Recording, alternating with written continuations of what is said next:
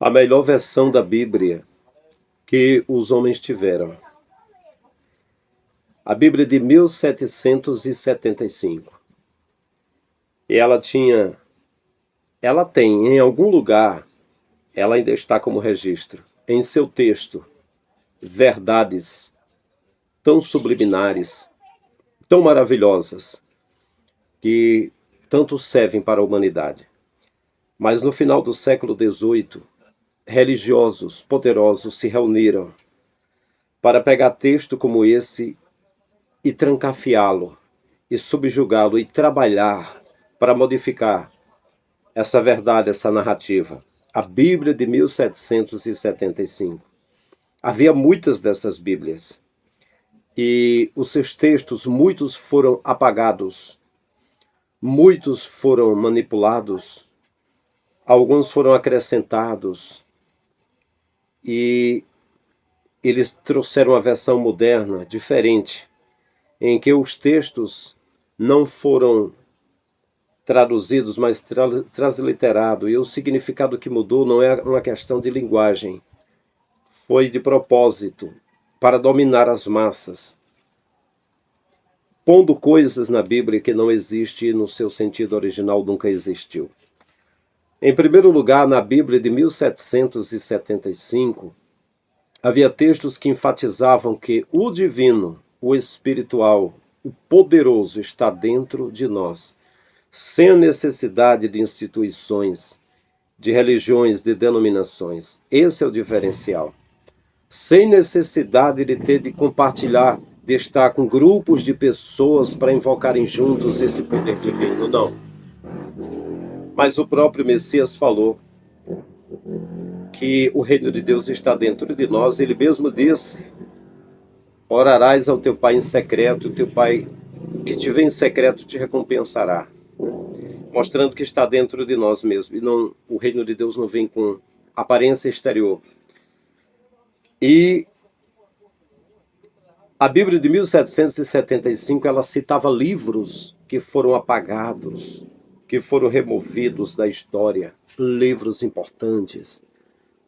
Esses livros que a Bíblia de 1775 se referia, deixaria as pessoas livres de toda essa religiosidade, de toda essa prisão mental, de todo esse medo que as põe refém, com medo do inferno criado por eles, não da narrativa original, um diabo criado por eles, não conforme a narrativa original.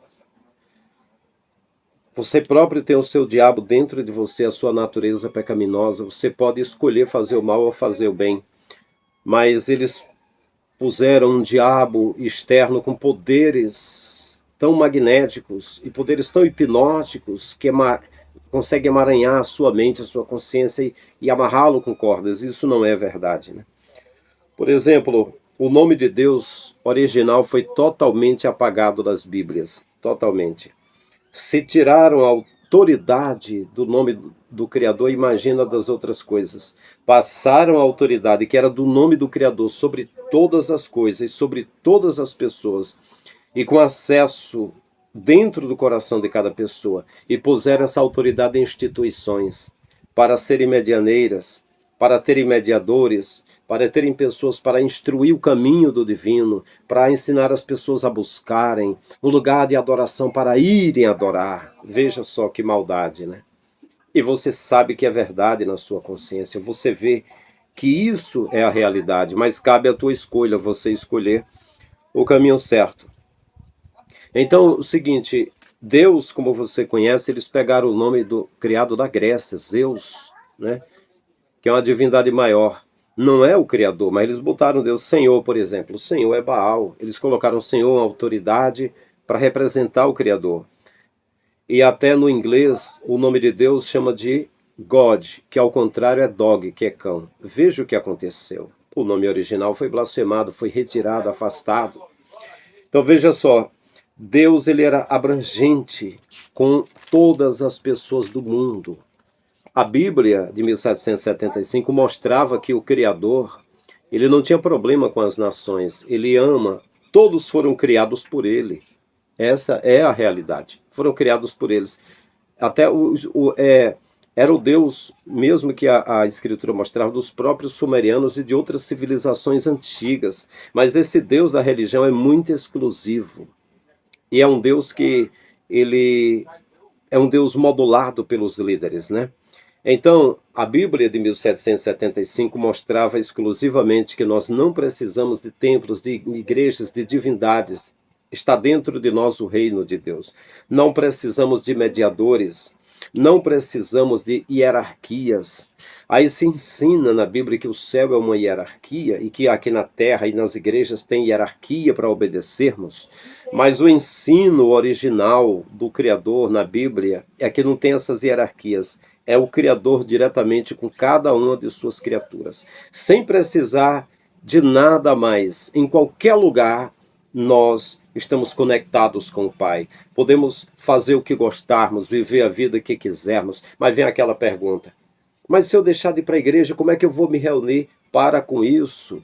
Vai cuidar da tua família, da tua vida. Se reúne com os amigos onde você quiser, combina com quem você quiser. Você não é enviado por Jesus para se reunir com grupos e instituições e ficar fazendo correntes de reuniões e rituais, não. Isso aí é uma escolha sua, é você que quer ficar como escravo disso, né? Então, olha só, não precisamos de hierarquia. Eu aconselho livros que estavam na Bíblia de 1775, por exemplo, livros como o Evangelho de Tomé, e o livro de Enoque, por exemplo. Leia o Evangelho de Tomé, leia o livro de Enoque. O Evangelho de Tomé, por exemplo, ele não ficava ensinando sobre parábolas, sobre milagres. Ele mostrava Jesus ensinando a você a corrida do autoconhecimento de si mesmo, de você encontrar o Criador que está dentro de você mesmo e se libertar das religiões. É isso. Esse era o ensino de Jesus, era libertar as pessoas das religiões. E foi aí onde as pessoas foram apanhadas, foram ensinadas a depender de religião. Por exemplo, depender do cristianismo, que compreende entre catolicismo e protestantismo. Depender de um monte de regras e instituições para servir ao Criador.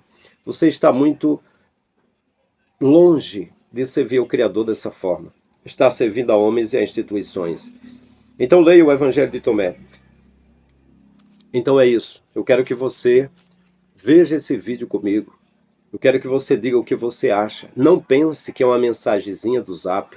Não pense que é uma mensagem pequenininha do TikTok. Não pense que é uma mensagem pequenininha do Quai. Não pense que é uma mensagem. Vai levar alguns minutos, leva algum tempo. Mas eu quero que você reflita. Eu quero que você mergulhe nessa mensagem. Abra a tua mente, abra a tua alma. E eu quero que você diga nos comentários o que você acha disso. Então é isso.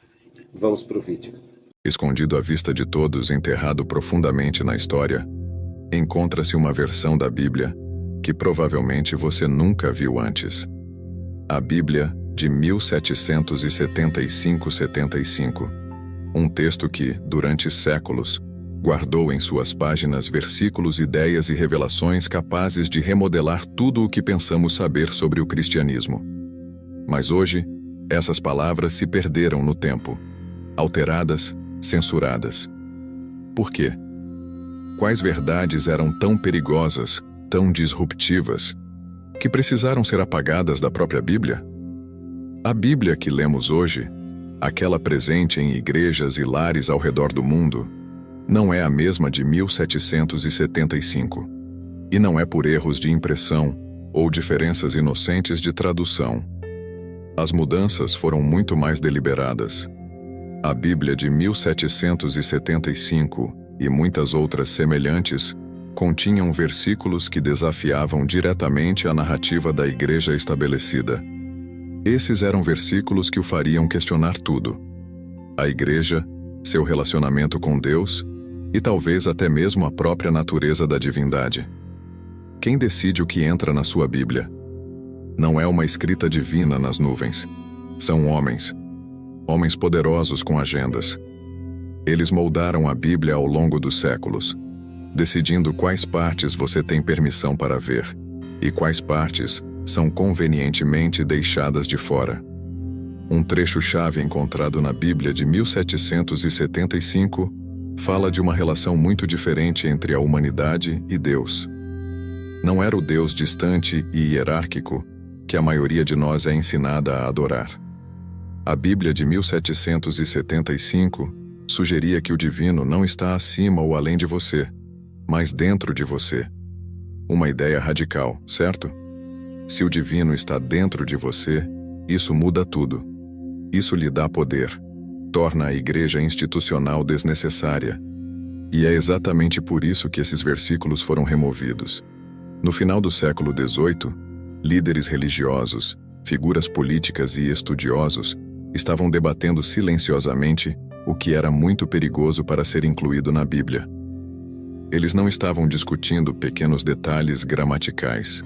Não, eles estavam decidindo se as pessoas deveriam ou não ter acesso a versículos que as capacitassem, que as fizessem perceber seu próprio potencial espiritual, versículos que sugeriam que a igreja talvez não fosse o intermediário necessário entre a humanidade e Deus. Esta foi a batalha oculta pela Bíblia, uma luta pelo controle. A igreja precisava que você fosse dependente deles, de seus ensinamentos, de sua autoridade.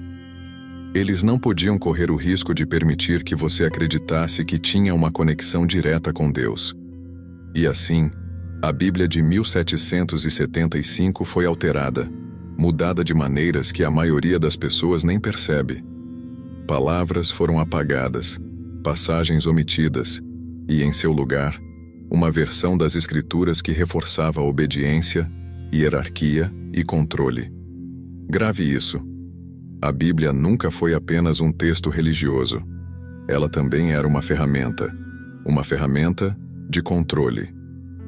Se você controla a narrativa, você controla as pessoas. Na Bíblia de 1775, há indícios de uma fé mais pessoal, passagens que falavam de uma conexão íntima entre o divino e a humanidade, sem a necessidade de um mediador, sem a necessidade de alguém interpretar a vontade de Deus por você. E é exatamente isso que a tornava tão perigosa. Se você não precisa da igreja, toda a estrutura começa a desmoronar.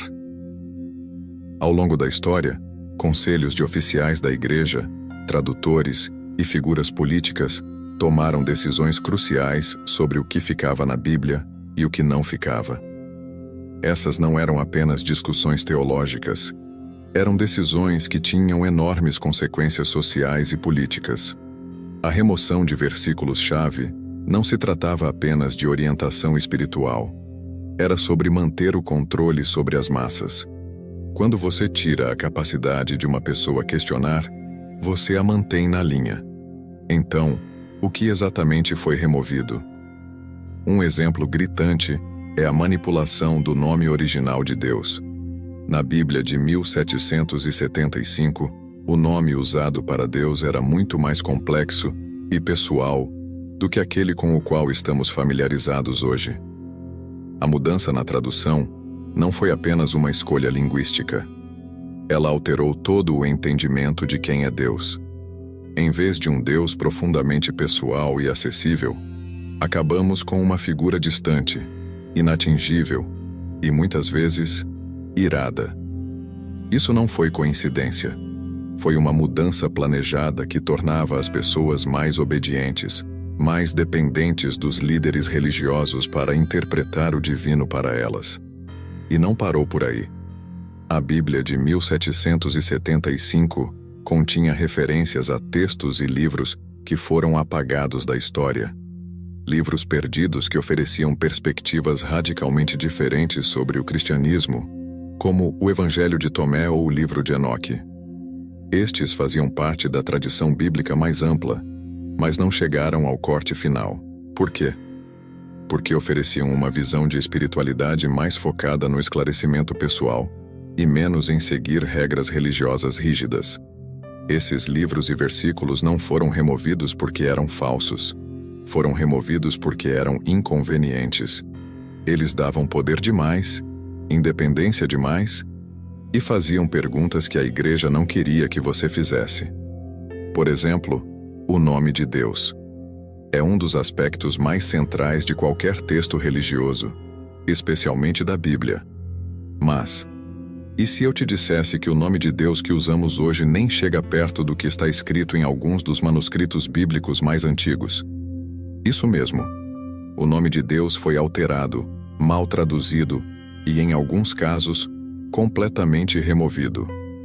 Na Bíblia de 1775, havia referências a Deus que utilizavam nomes e títulos que nem aparecem em traduções modernas. Estamos falando de nomes que se conectam às raízes hebraicas antigas, nomes que carregam significados e implicações completamente diferentes, pintando um retrato muito distinto de quem, ou o que, Deus realmente é. Por exemplo, a palavra Elohim. Elohim não é singular, é plural. Agora, pare um segundo. Um nome plural para Deus? Se você cresceu ouvindo falar de uma única divindade todo-poderosa, isso deve levantar sérias questões. Elohim sugere algo muito mais complexo, multifacetado, talvez até mesmo um conselho ou conjunto de seres divinos. Então, por que mudar? Por que alterar o nome de Elohim para Deus ou Senhor, retirando sua complexidade e profundidade?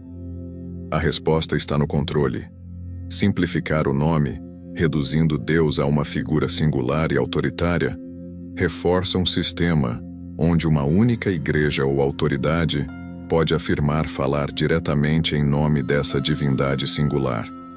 Se o nome tivesse permanecido Elohim, seria muito mais difícil centralizar o poder, reivindicar a autoridade absoluta sobre a interpretação. Imagine tentar afirmar um mandato divino quando o divino é plural, diverso e multifacetado. A mudança para Deus ou Senhor convenientemente simplifica as coisas. Um Deus, uma autoridade, e você tem que seguir o que é dito. Mas isso não foi apenas uma questão de tradução, foi uma mudança teológica, um estreitamento deliberado do que as pessoas estão autorizadas a acreditar. Elohim é um nome que está ligado a tradições antigas, histórias que vão além do judaísmo e do cristianismo. Aparece em mitologias sumérias, acadianas e cananeias, onde deuses e seres divinos eram complexos e interagiam com a humanidade de maneiras muito mais pessoais. E as mudanças não pararam por aí. Em algumas partes, a Bíblia de 1775 também usava o nome YHWH ou Yahweh. Você pode pensar, bem, isso ainda é usado hoje. Sim, mas não da maneira como era originalmente pretendido. Yahweh não era apenas um nome para Deus. Era um identificador íntimo e pessoal. Significava um relacionamento próximo de aliança entre Deus e a humanidade. Mas hoje, em muitas Bíblias, foi substituído por Senhor. Um título, uma posição de poder, algo distante, algo muito acima de você. Essa mudança de Yahweh para Senhor representa mais do que apenas uma alteração de linguagem.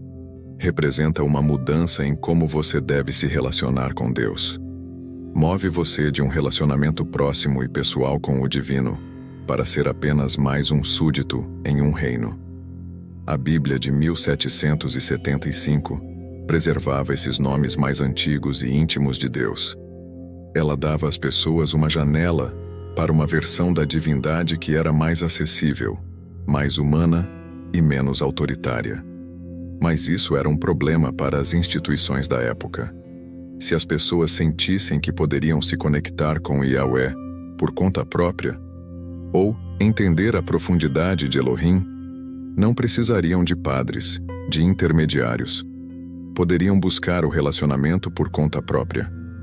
E assim, como outras passagens controversas, esses nomes foram alterados, higienizados e apagados nas versões posteriores. Pense no que isso faz com toda a mensagem da Bíblia. Se o próprio nome de Deus foi alterado, quanto do resto da mensagem foi reformulado para atender às necessidades daqueles que estão no poder? Não estamos falando de ajustes menores.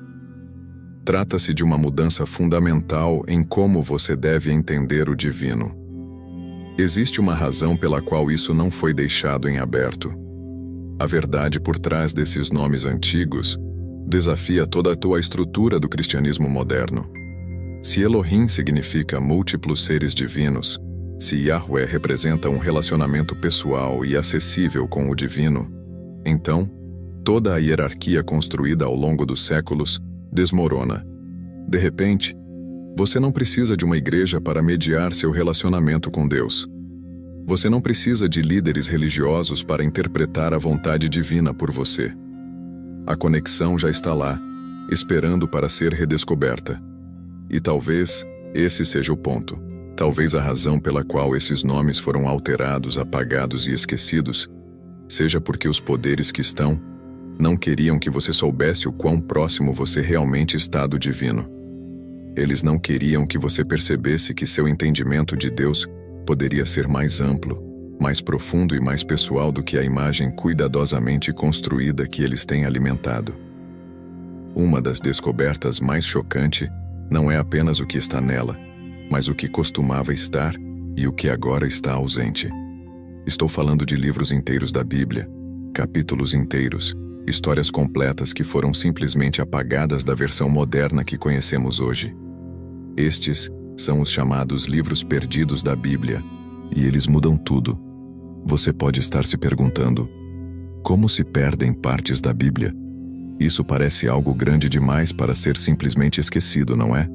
Bem, isso não aconteceu por acaso.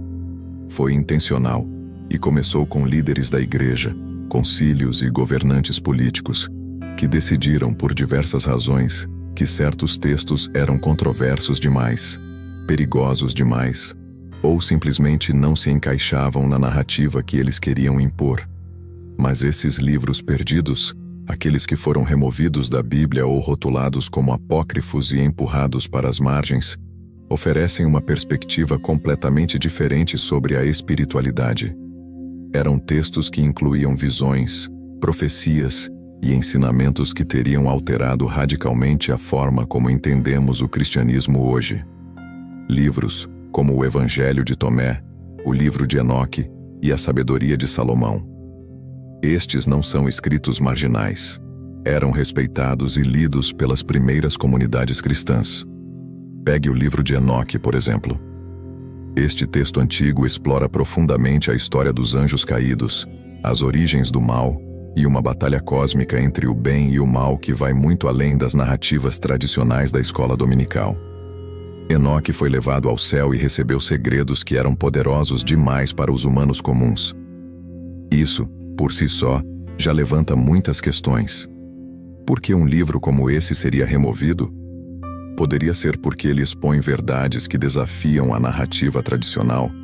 Talvez o livro de Enoque nos dê um vislumbre de um mundo espiritual mais complexo, onde a humanidade não é apenas um espectador passivo, mas parte de um drama cósmico maior.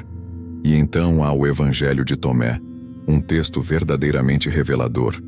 Ao contrário dos 4 evangelhos canônicos, o Evangelho de Tomé não se concentra em milagres ou parábolas, mas em uma coleção de ensinamentos atribuídos diretamente a Jesus. E esses ensinamentos pintam um retrato de Jesus muito diferente daquele que a maioria dos cristãos conhece. No Evangelho de Tomé, Jesus não fala de pecado, arrependimento ou julgamento.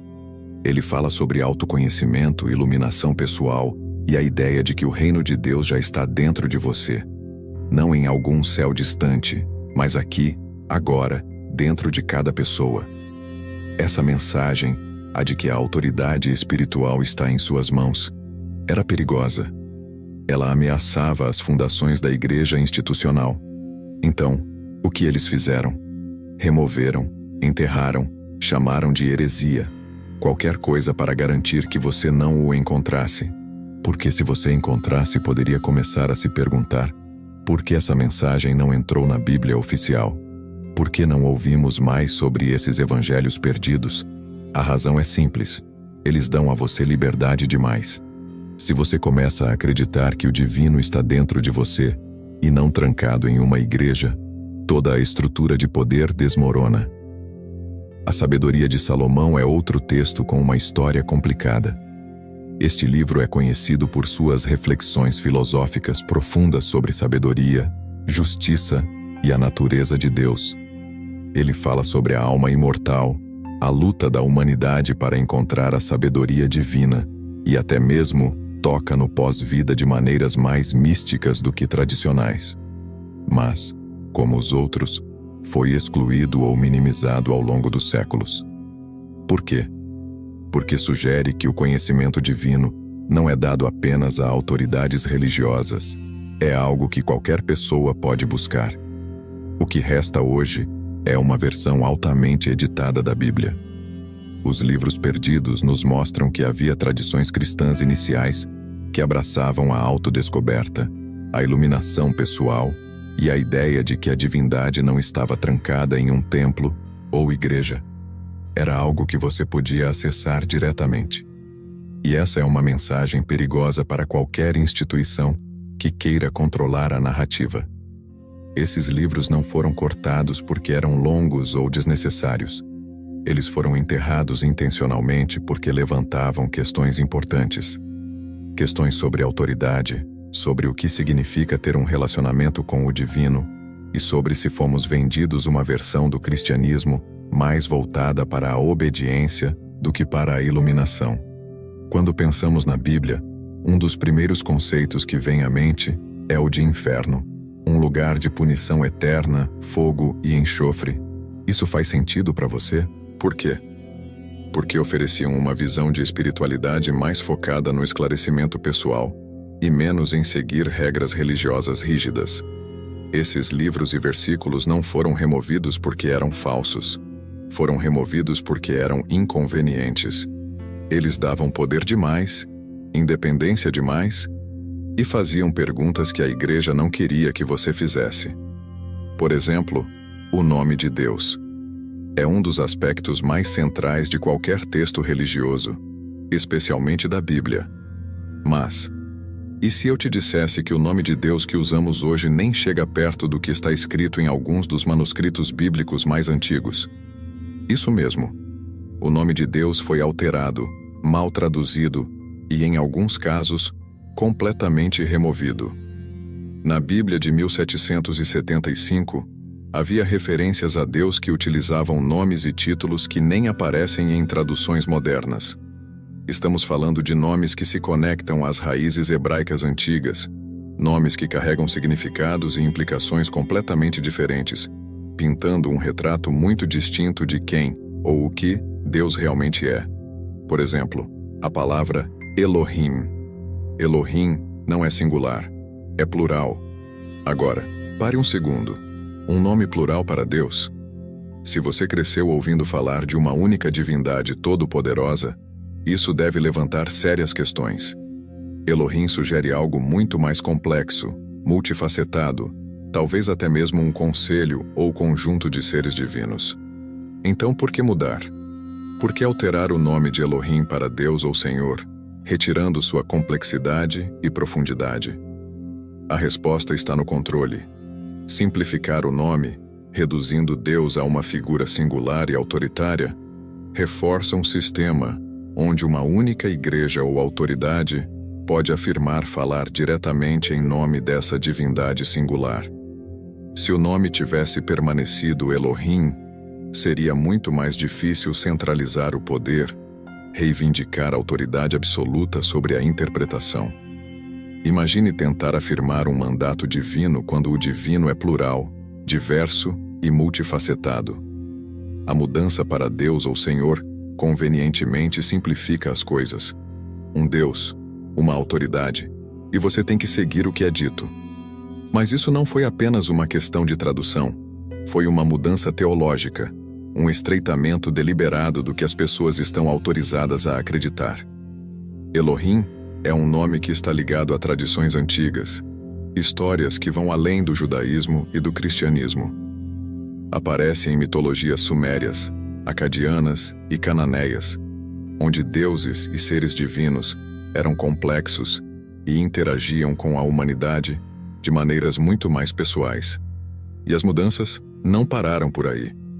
Em algumas partes, a Bíblia de 1775 também usava o nome YHWH, ou Yahweh. Você pode pensar, bem, isso ainda é usado hoje. Sim, mas não da maneira como era originalmente pretendido. Yahweh não era apenas um nome para Deus. Era um identificador íntimo e pessoal. Significava um relacionamento próximo de aliança entre Deus e a humanidade. Mas hoje, em muitas Bíblias, foi substituído por Senhor. Um título, uma posição de poder, algo distante, algo muito acima de você. Essa mudança de Yahweh para Senhor representa mais do que apenas uma alteração de linguagem. Representa uma mudança em como você deve se relacionar com Deus. Move você de um relacionamento próximo e pessoal com o divino para ser apenas mais um súdito em um reino. A Bíblia de 1775 preservava esses nomes mais antigos e íntimos de Deus. Ela dava às pessoas uma janela para uma versão da divindade que era mais acessível, mais humana e menos autoritária. Mas isso era um problema para as instituições da época. Se as pessoas sentissem que poderiam se conectar com Yahweh por conta própria, ou entender a profundidade de Elohim, não precisariam de padres, de intermediários. Poderiam buscar o relacionamento por conta própria. E assim, como outras passagens controversas, esses nomes foram alterados, higienizados e apagados nas versões posteriores. Pense no que isso faz com toda a mensagem da Bíblia. Se o próprio nome de Deus foi alterado, quanto do resto da mensagem foi reformulado para atender às necessidades daqueles que estão no poder? Não estamos falando de ajustes menores. Trata-se de uma mudança fundamental em como você deve entender o divino. Existe uma razão pela qual isso não foi deixado em aberto. A verdade por trás desses nomes antigos desafia toda a tua estrutura do cristianismo moderno.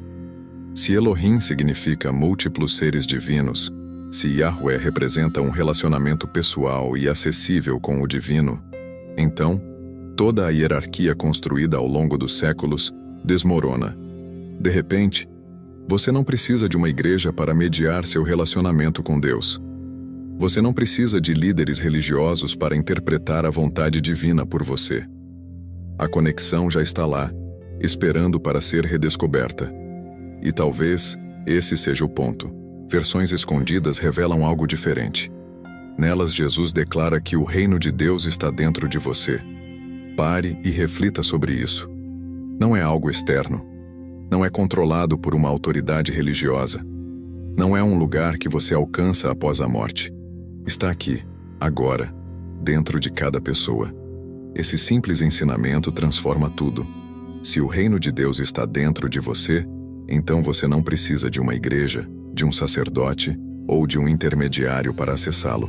Você não precisa seguir rituais rigorosos ou regras complicadas para se conectar com o divino. Você já tem acesso. Você já tem o poder. E essa ideia é extremamente perigosa para qualquer instituição construída sobre a premissa de que é necessária para mediar o relacionamento entre o homem e Deus. De fato, o livro está repleto de passagens em que Jesus enfatiza a responsabilidade pessoal, a independência espiritual e o relacionamento direto com o divino. Ele convida as pessoas a questionarem as estruturas ao seu redor. Estruturas que afirmam falar em nome de Deus, mas que muitas vezes servem a seus próprios interesses. Se lermos esses textos mais antigos, percebemos que Jesus não era apenas um professor de moralidade. Ele era um disruptor, um rebelde espiritual.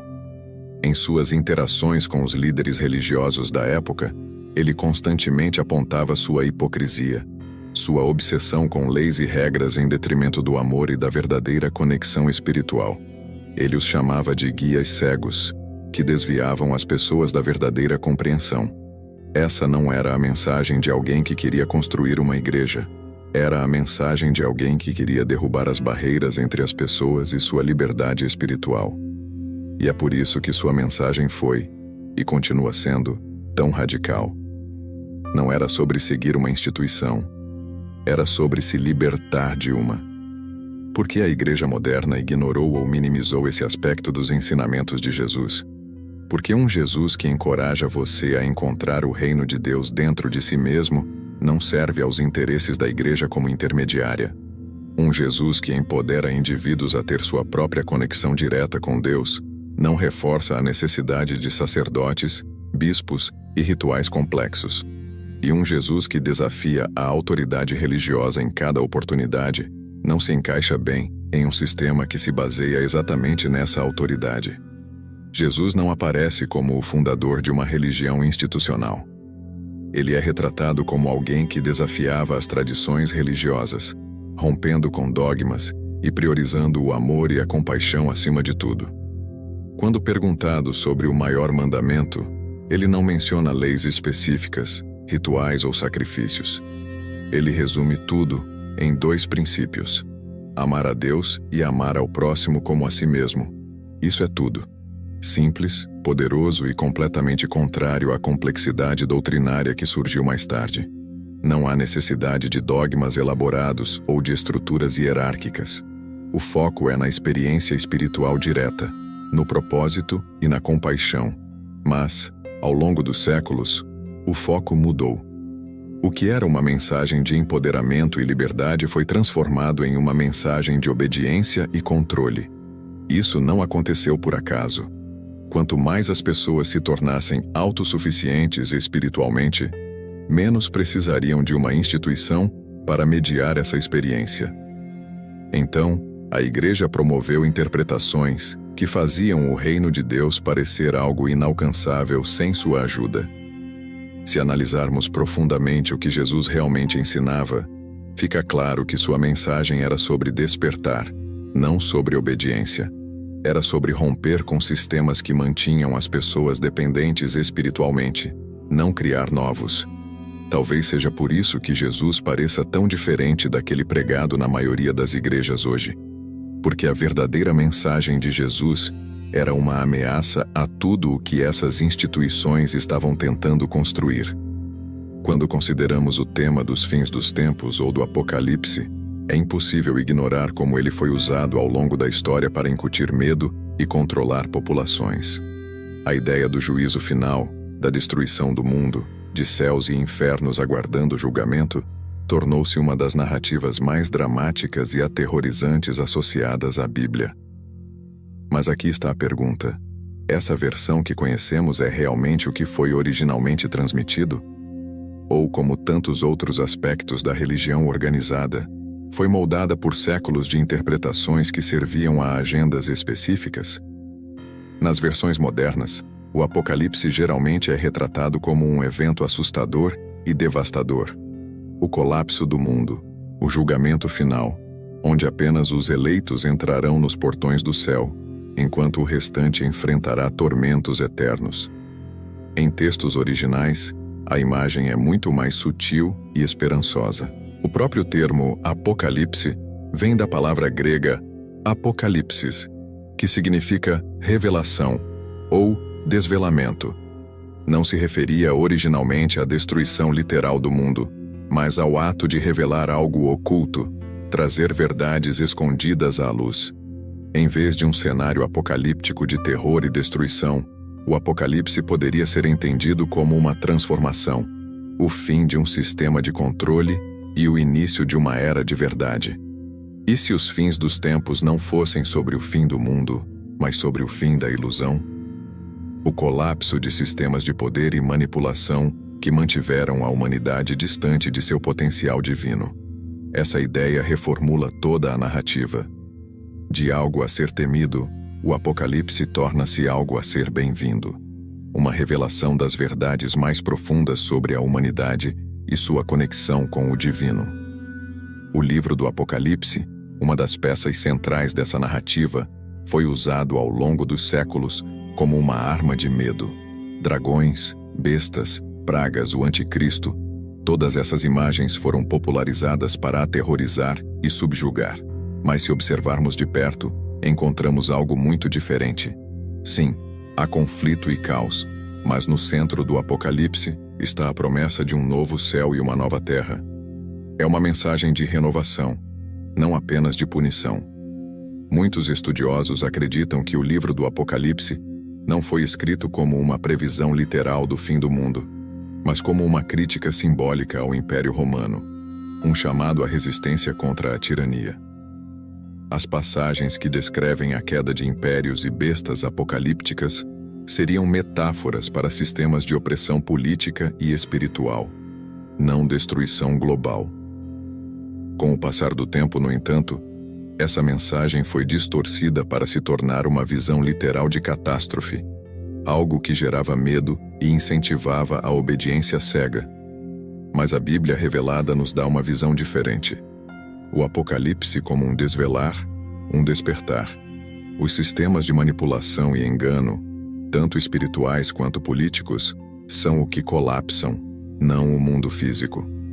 O que torna essa perspectiva ainda mais fascinante é o papel ativo que a humanidade desempenha nesse processo. Os textos mais antigos sugerem que não somos apenas espectadores passivos, aguardando o julgamento. Somos participantes ativos nesse desvelar da verdade. O Apocalipse, nesse contexto, não é algo que acontece conosco. É algo que ajudamos a trazer à tona, ao despertar, ao questionar as narrativas impostas, ao buscar as verdades ocultas. E se essa for a verdadeira mensagem dos fins dos tempos? Que o mundo não está condenado à destruição, mas destinado a uma compreensão mais profunda de si mesmo, de suas capacidades e de seu lugar no universo. Essa ideia transforma completamente a forma como nos relacionamos com o conceito de salvação. Se o Apocalipse é sobre desvelar a verdade, então a salvação não é apenas sobre redenção pessoal. É sobre alinhar-se com essa verdade, ver além das mentiras e entrar em uma nova realidade onde o medo, o controle e o engano não têm mais poder. Talvez essa visão libertadora seja precisamente o motivo pelo qual certos trechos e interpretações foram alterados ao longo dos anos. Uma narrativa de medo mantém as pessoas obedientes. Uma narrativa de despertar as liberta. O que isso significa para nós hoje?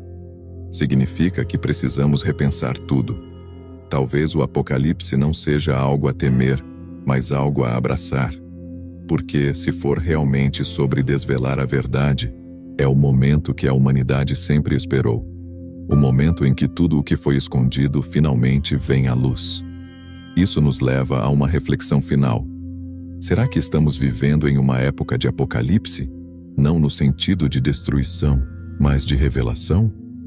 Talvez agora mais do que nunca estejamos à beira de um despertar coletivo, onde as velhas estruturas de poder e manipulação começam a desmoronar, e a verdade sobre nossa conexão com o divino finalmente emerge. Se você chegou até aqui, está claro que está disposto a explorar ideias que desafiam as narrativas convencionais. Talvez esse seja o começo do seu próprio despertar. E assim como os textos antigos nos convidam a questionar, eu o convido a refletir. E se o verdadeiro Apocalipse for a revelação de quem você realmente é? E se o verdadeiro Apocalipse for a descoberta de que você nunca esteve separado do divino? Que o poder que tantas vezes lhe disseram estar fora de alcance, guardado por instituições, mediadores ou figuras de autoridade, sempre esteve dentro de você?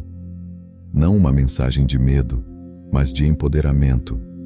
Não uma ameaça de destruição, mas a promessa de renovação.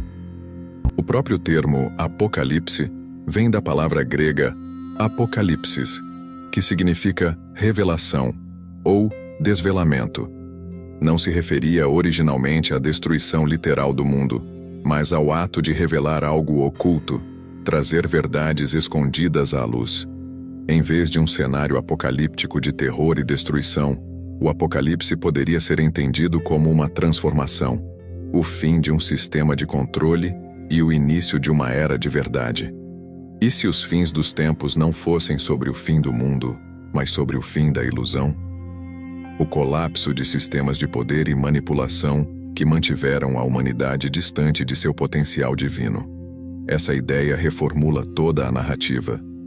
De algo a ser temido, o Apocalipse torna-se algo a ser bem-vindo.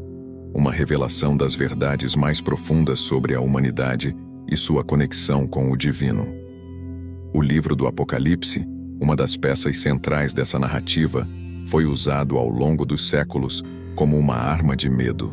Dragões, bestas, pragas, o anticristo, todas essas imagens foram popularizadas para aterrorizar e subjugar. Mas se observarmos de perto, encontramos algo muito diferente. Sim, há conflito e caos, mas no centro do Apocalipse está a promessa de um novo céu e uma nova terra. É uma mensagem de renovação, não apenas de punição. Muitos estudiosos acreditam que o livro do Apocalipse não foi escrito como uma previsão literal do fim do mundo, mas como uma crítica simbólica ao Império Romano, um chamado à resistência contra a tirania.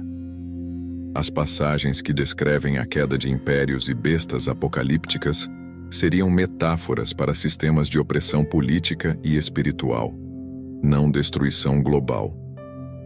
Com o passar do tempo, no entanto, essa mensagem foi distorcida para se tornar uma visão literal de catástrofe, algo que gerava medo e incentivava a obediência cega. Mas a Bíblia revelada nos dá uma visão diferente. O Apocalipse como um desvelar, um despertar. Os sistemas de manipulação e engano, tanto espirituais quanto políticos, são o que colapsam, não o mundo físico. O que torna essa perspectiva ainda mais fascinante é o papel ativo que a humanidade desempenha nesse processo. Os textos mais antigos sugerem que não somos apenas espectadores passivos, aguardando o julgamento. Somos participantes ativos nesse desvelar da verdade. O Apocalipse, nesse contexto, não é algo que acontece conosco. É algo que ajudamos a trazer à tona, ao despertar, ao questionar as narrativas impostas, ao buscar as verdades ocultas. E se essa for a verdadeira mensagem dos fins dos tempos? Que o mundo não está condenado à destruição, mas destinado a uma compreensão mais profunda de si mesmo, de suas capacidades e de seu lugar no universo. Essa ideia transforma completamente a forma como nos relacionamos com o conceito de salvação. Se o Apocalipse é sobre desvelar a verdade, então a salvação não é apenas sobre redenção pessoal. É sobre alinhar-se com essa verdade, ver além das mentiras e entrar em uma nova realidade onde o medo, o controle e o engano não têm mais poder. Talvez essa visão libertadora seja precisamente o motivo pelo qual certos trechos e interpretações foram alterados ao longo dos anos. Uma narrativa de medo mantém as pessoas obedientes. Uma narrativa de despertar as liberta. O que isso significa para nós hoje? Significa que precisamos repensar tudo. Talvez o Apocalipse não seja algo a temer, mas algo a abraçar. Porque, se for realmente sobre desvelar a verdade, é o momento que a humanidade sempre esperou. O momento em que tudo o que foi escondido finalmente vem à luz. Isso nos leva a uma reflexão final. Será que estamos vivendo em uma época de apocalipse? Não no sentido de destruição, mas de revelação? Talvez agora mais do que nunca estejamos à beira de um despertar coletivo, onde as velhas estruturas de poder e manipulação começam a desmoronar, e a verdade sobre nossa conexão com o divino finalmente emerge. Se você chegou até aqui, está claro que está disposto a explorar ideias que desafiam as narrativas convencionais. Talvez esse seja o começo do seu próprio despertar. E assim como os textos antigos nos convidam a questionar, eu o convido a refletir. E se o verdadeiro Apocalipse for a revelação de quem você realmente é? E se o verdadeiro Apocalipse for a descoberta de que você nunca esteve separado do divino? Que o poder que tantas vezes lhe disseram estar fora de alcance, guardado por instituições, mediadores ou figuras de autoridade, sempre esteve dentro de você? Não uma mensagem de medo, mas de empoderamento. Não uma ameaça de destruição, mas a promessa de renovação. Quando falamos sobre o despertar coletivo, é importante reconhecer que ele não acontece sem resistência. As estruturas de poder que dependem de nossa ignorância e submissão não desaparecerão sem lutar. Durante séculos, Essas instituições criaram narrativas baseadas em medo e culpa para manter o controle. O inferno como punição eterna. O pecado original como condenação inevitável. A necessidade de intermediários para alcançar o divino. Todas essas ideias foram cuidadosamente elaboradas para nos afastar da verdade, de que o divino não é algo a ser alcançado, é algo que já existe em nós. Essa Bíblia fala de um Deus cujo nome é íntimo, cujos ensinamentos são sobre conexão direta e cuja mensagem central é de amor e transformação. Imagine o impacto de uma mensagem como essa em um mundo acostumado a se curvar diante de hierarquias e regras. Imagine o poder de descobrir que você não precisa de ninguém para mediar sua relação com o divino. Ao longo da história, as instituições religiosas perceberam que o medo era mais eficaz do que o amor para manter o controle. O medo do inferno, o medo de errar, o medo de ser rejeitado por Deus. Essas ferramentas de manipulação foram usadas para criar dependência. Mas o divino não é algo a ser temido, mas algo a ser abraçado. Não algo distante, mas algo inerente a quem somos. E aqui está a chave. Se o Apocalipse é realmente um desvelar, então ele começa dentro de cada um de nós. Não é um evento externo que destrói o mundo físico, mas um processo interno que destrói as ilusões e nos permite enxergar claramente. É o momento em que as mentiras que sustentam os sistemas de controle começam a ruir, e a verdade, como a luz da aurora, começa a surgir. Essa verdade é assustadora para aqueles que dependem de nossa ignorância para manter o poder. É por isso que tantas passagens foram alteradas, omitidas ou reinterpretadas ao longo dos séculos. Não porque fossem falsas, mas porque eram verdadeiras demais. Elas davam poder às pessoas comuns. Elas diziam que o divino não é um privilégio de poucos, mas a herança de todos. Então, onde isso nos deixa hoje? Estamos em uma encruzilhada, vivendo em um momento em que o conhecimento está mais acessível do que nunca, mas também cercados por distrações e narrativas que tentam nos manter adormecidos. A verdadeira questão é: você está disposto a olhar além das histórias que lhe foram contadas? Está disposto a buscar a verdade, mesmo que ela desafie tudo o que você pensava saber? Se você aceitar esse convite, começará a perceber que o Apocalipse não é um evento futuro. Ele já está acontecendo. Cada vez que uma verdade é desvelada, cada vez que uma narrativa falsa é desafiada, cada vez que alguém desperta para o fato de que o divino está dentro de si, estamos vivendo o Apocalipse. Não como destruição, mas como revelação. E assim como nos textos antigos, a escolha é sua. Você pode continuar vivendo de acordo com as narrativas impostas, preso no medo e na dependência. Ou pode abrir os olhos para a verdade de quem você realmente é, um ser divino, com poder e conexão inatos. O que você fará com essa verdade é o que determinará não apenas o seu futuro, mas o futuro de todos nós. Então, eu pergunto a você: e se o Apocalipse não for o fim, mas um começo? Um convite para reconstruirmos nossa relação com o divino, não baseada em medo, mas em amor e compreensão. Um chamado para nos libertarmos das ilusões e abraçarmos a verdade que esteve oculta à vista de todos por tanto tempo? Talvez o verdadeiro Apocalipse seja a realização de que nunca estivemos separados daquilo que buscamos. Se o verdadeiro Apocalipse é a realização de que o divino sempre esteve conosco, então não é apenas uma mudança de percepção individual, mas uma transformação coletiva. Essa revelação tem o potencial de derrubar os pilares de sistemas construídos para nos manter separados dessa verdade, seja por meio de instituições religiosas, políticas ou culturais. É um chamado para abandonar o medo e abraçar o poder do conhecimento, do amor e da conexão direta com o divino. Quando percebemos que o Apocalipse não é sobre destruição, mas sobre desvelar, a vida começa a assumir um novo significado. Os velhos medos que nos mantinham presos, o medo do inferno, do julgamento, da rejeição divina, começam a perder sua força. No lugar deles, surge uma clareza. Somos parte de algo maior, uma rede divina que não depende de intermediários para existir. Mas por que essa verdade foi escondida? A resposta é clara. Um povo que conhece seu poder não é fácil de controlar. Ao longo da história, aqueles que detêm o poder entenderam que a maneira mais eficaz de governar é criar dependência. A ideia de que precisamos de alguém para nos conectar ao divino, de que somos inerentemente indignos ou incapazes de encontrar nosso próprio caminho espiritual, foi cuidadosamente implantada para nos manter cativos. O divino está dentro de nós, que o reino de Deus é algo que podemos acessar agora e que não há necessidade de temer. Essa é uma mensagem libertadora, mas também uma mensagem perigosa para aqueles que dependem de nossa submissão.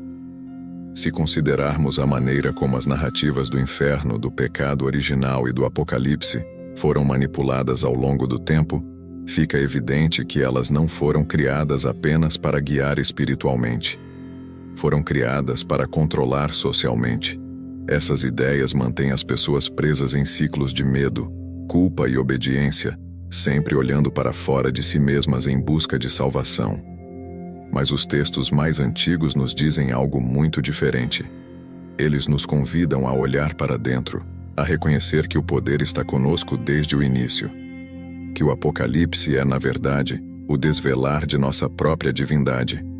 E essa é a pergunta que devemos nos fazer agora. Estamos prontos para abraçar essa verdade? Abraçar essa verdade não é fácil. Exige que enfrentemos séculos de doutrinação, que questionemos narrativas profundamente enraizadas e que aceitemos a responsabilidade por nossa própria jornada espiritual. Mas, ao fazer isso, nos libertamos. Não apenas do medo, mas de tudo o que nos impediu de viver plenamente. E como começamos esse processo? Primeiro, ao questionar. Pergunte a si mesmo o que você acredita e por quê. Suas crenças vêm de uma conexão genuína com o divino ou foram impostas por sistemas que buscavam controle? Segundo, ao buscar. Estude textos antigos, explore diferentes perspectivas, conecte-se com seu próprio espírito de maneira honesta e aberta. E por fim, ao confiar. Confie que o divino não está em algum lugar distante ou inacessível. Ele está dentro de você, esperando para ser reconhecido. Esse é o cristianismo mais puro, mais próximo do que Jesus realmente ensinou. Uma mensagem de amor, de liberdade e de conexão direta com o divino. Não se tratava de criar hierarquias ou sistemas de controle, mas de mostrar às pessoas que o reino de Deus está ao alcance de todos. E agora, cabe a nós decidir o que faremos com esse conhecimento. Continuaremos presos a narrativas baseadas no medo? Ou aceitaremos o convite para viver uma espiritualidade baseada no amor, na verdade e na liberdade? A escolha é sua, como sempre foi. Então, eu pergunto novamente: o que você fará com a verdade de que o divino sempre esteve dentro de você? Será que este é o seu momento de despertar, de se libertar, de abraçar sua própria divindade? Ou será que você continuará a olhar para fora, esperando por algo que já é seu? O Apocalipse, o verdadeiro Apocalipse, não é o fim. É o começo de uma nova era. Uma era de liberdade espiritual, de conexão genuína e de amor incondicional. Tudo o que precisamos fazer é abrir os olhos, abrir o coração e aceitar a verdade que esteve conosco o tempo todo. A escolha é sua. O momento é agora. E então, no silêncio de cada escolha, está o portal para o divino.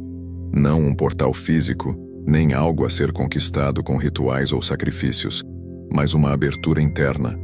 O momento em que o coração reconhece o que a mente tantas vezes se recusou a aceitar. Você já é. Você já é a conexão que busca. Já é o reflexo do divino. Já é o início e o fim.